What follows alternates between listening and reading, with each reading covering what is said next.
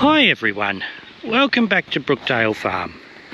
Well, we have had a bucket load of lovely rain in the last little while, and I thought this was a good opportunity to take a walk through our creek lines and see how our leaky weirs are going.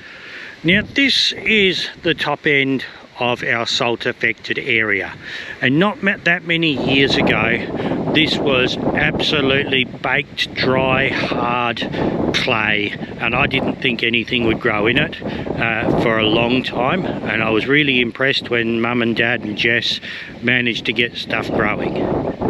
Dad also started building these leaky weirs here.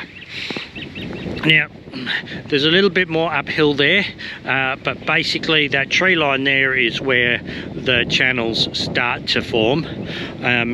This is all erosion here because of the salt. So Dad has started putting in these leaky weirs. And you can see here, oops, it's very slippery. You can see here, other than how slippery it is, the water that it is holding back. You can also see by the depth of the water here how much silt it is starting to hold up and stop all of that just washing down the creek line. There's leaves in there and other organic material, and you can see we've been using sticks and rocks and everything else to try and slow the water down through this bit of the creek line. And we've got a whole series of these moving down the creek line. Let's see if I can get down to the next one without stacking it again.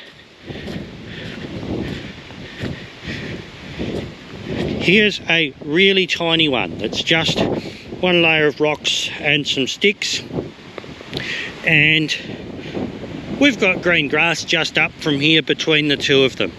Now, this is because that one up there, as small amount of catchment as it has and as small amount of water as it holds back, is holding the water back and the silt back and slowing it down enough that it doesn't just wash the silt out straight back out of this bit, which allows the grass to establish, and from there it moves out and keeps going.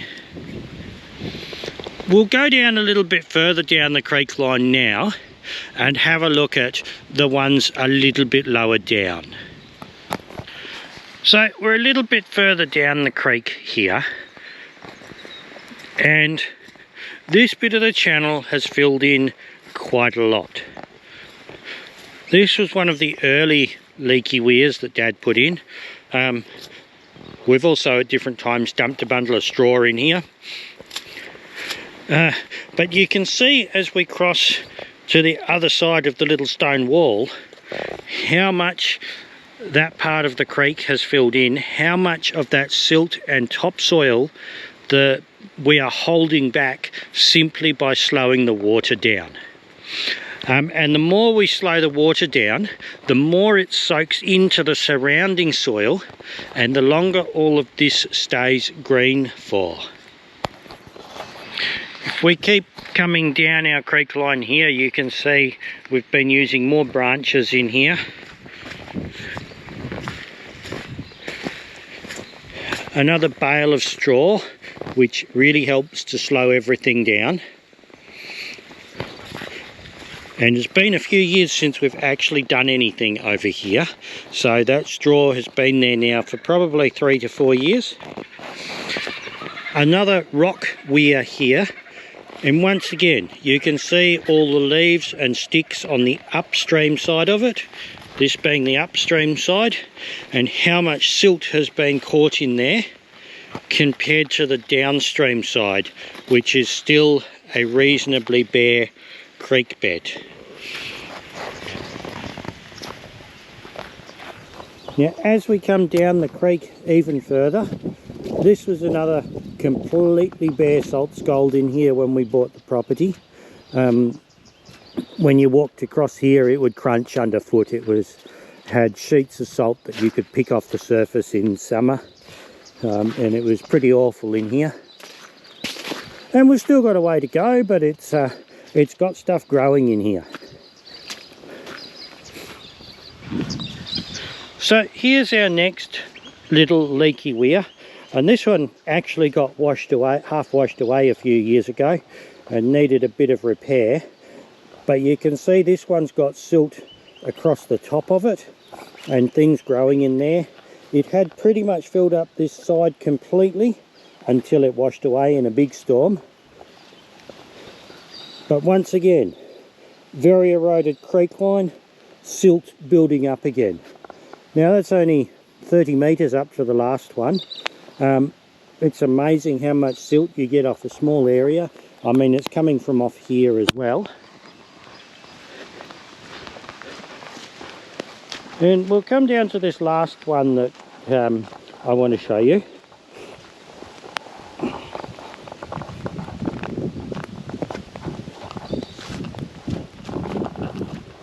Once again, sticks, straw, rocks. Now this was a deep gully all the way up here. This side's filled in a bit too now that the downstream side has filled in now that the water has been slowed. So anything that washes into here is doesn't get washed away straight away.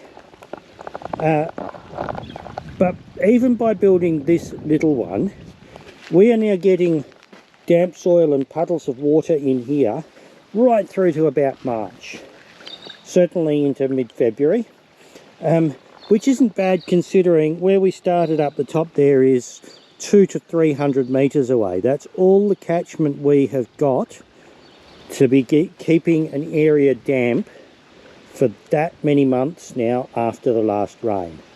Now when I say we get it through to February, I'm talking about when our last rains are in October. So that's 4 or 5 months that we are keeping the soil damp down here, just from half a dozen leaky weirs down 300 metres of it's a catchment drain. It's not actually even a creek line until it goes down that way for another few kilometres. These are easy to make. These are just rocks we've picked out of the paddock when we've been rock picking for the cropping, and it doesn't take a lot to make a big difference and to hold up a lot of your soil. We've still got a long way to go here with our regeneration, but it's making a big difference. We've still got this area here. This gets a lot of water off the paddock up there and it runs down here fairly fast. There is another, well, there's this weir here, there's another couple a bit further down, but we still need to slow this water here. This also gets very boggy, so we haven't had a lot of luck planting in the middle of it when it's really wet.